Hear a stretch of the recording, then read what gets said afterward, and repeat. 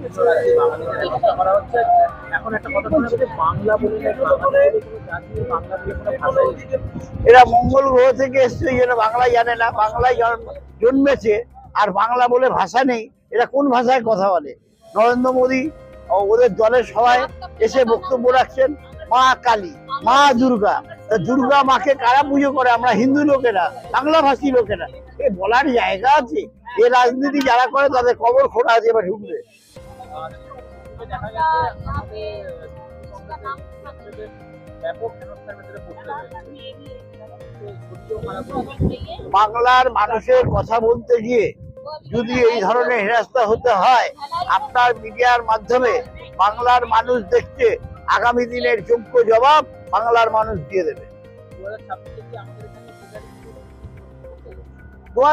ভাই, আমাদের এমএলএ যেভাবে পরিশ্রম করছেন, দুয়ারে দুয়ারে পৌঁছচ্ছেন মানুষের কাছে, হ্যাঁ, সুখ দুঃখের অসুবিধা নিয়ে পৌঁছচ্ছেন, নিশ্চিতভাবে আর বলার জায়গা নেই, এমএলএ আবার এই কারণে খাতি